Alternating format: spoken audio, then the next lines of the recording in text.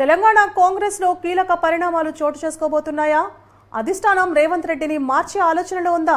రేవంత్ రెడ్డి సైతం ఆ పదవికి రాజీనామా చేసేందుకు సిద్ధమవుతున్నారా? ఇప్పటికే అధిష్టానం ఆ దిశగా కసరత్తును సైతం ప్రారంభించిందా? రేవంత్ రెడ్డి ఎప్పుడు రాజీనామా చేస్తాడా అని ఆ నేతలు ఎదురు చూస్తున్నారా? రేవంత్ రెడ్డిని అధిష్టానం ఎందుకు మార్చాలనుకుంటుంది?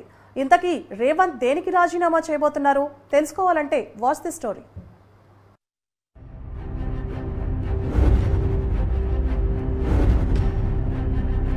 తెలంగాణ రాజకీయాలు రసవత్తరంగా మారుతున్నాయి. అసెంబ్లీ ఎన్నికల ఫలితాలు వెలువడినప్పటి నుంచి రాష్ట్ర రాజకీయాల్లో సమీకరణాలు వేగంగా మారుతూ వస్తున్నాయి. అయితే ప్రస్తుతం లోక్సభ ఎన్నికలు జరగ్గా ఎలాంటి ఫలితాలు రానున్నాయి, అవి రాష్ట్ర రాజకీయాలపై ఎలాంటి ప్రభావం చూపనున్నాయన్నది ఇప్పుడు సర్వత్రా ఆసక్తికరంగా మారింది. అయితే ఈ సమయంలోనే మరో కొత్త తెర మీదకి వచ్చింది. సీఎం రేవంత్ రెడ్డి రాజీనామా చేయనున్నారని, త్వరలోనే ఆయన స్థానంలో మరో నేత పగ్గాలు చేపట్టనున్నారు అని. అయితే రేవంత్ రెడ్డి రాజీనామా చేసేది సీఎం పదవికి కాదండోయ్, టీపీసీసీ అధ్యక్షుడి పదవికి.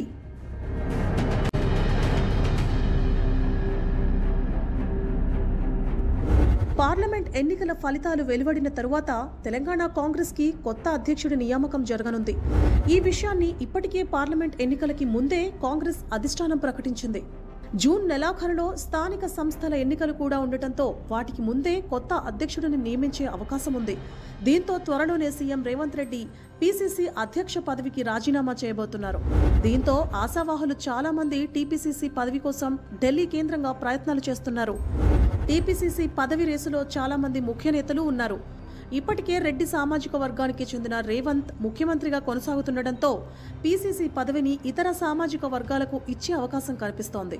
మరోవైపు అదే సామాజిక వర్గం నుండి PCC working president Jagga Reddy, MLA Komatireddy Rajagopal రెడ్డిలు కూడా ఆశిస్తున్నారు.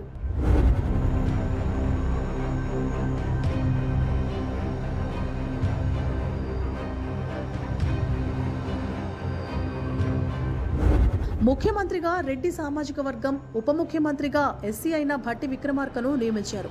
కానీ భట్టి విక్రమార్క ముఖ్యమంత్రి పదవిని ఆశించారు. ఆయనకు ముఖ్యమంత్రి పదవి దక్కలేదు. కనీసం తనకు పీసీసీ అధ్యక్షుడి పదవి ఇవ్వాలని ఆయన కోరుతున్నారు. కర్ణాటక తరహాలో అక్కడ ఉప ముఖ్యమంత్రిగా డీకే శివకుమార్ను పీసీసీ అధ్యక్షుడిగా కొనసాగిస్తున్న విషయాన్ని ఆయన గుర్తు చేస్తున్నారు. తన పేరును పీసీసీ పదవికి పరిశీలించాలని ఆయన గట్టిగానే కోరుతున్నట్లు తెలుస్తోంది. కానీ అధిష్టానం ఆలోచన మాత్రం భిన్నంగా ఉన్నట్లు తెలుస్తోంది. మరోవైపు నాగర్ కర్నూల్ ఎంపీ సీటు ఆశించి భంగపడిన సంపత్ పేరు కూడా ఈ రేసులో వినిపిస్తోంది.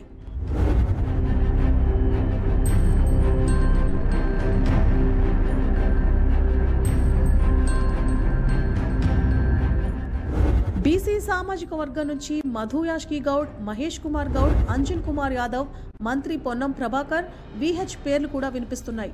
ఇందులో మధు యాష్కి గౌడ్ రాహుల్ గాంధీకి సన్నిహితుడు కాబట్టి ఆయనకే ఈ పదవి వచ్చే అవకాశాలున్నాయని చర్చ జరుగుతోంది. మహేష్ కుమార్ గౌడ్, అంజన్ కుమార్ యాదవ్లిద్దరికీ రేవంత్ రెడ్డి సపోర్ట్ ఉంటుంది. కాబట్టి రేవంత్ ఎవరి పేరు ప్రతిపాదిస్తే వారికే పీసీసీ పీఠం దక్కే అవకాశం ఉంది. మైనార్టీల నుంచి ఇవ్వాలనుకుంటే మాత్రం షబ్బీర్ అలీ, ఎస్టీ సామాజిక వర్గానికి ఇవ్వాలనుకుంటే మాత్రం మంత్రి సీతక్క పేరు వినిపిస్తోంది.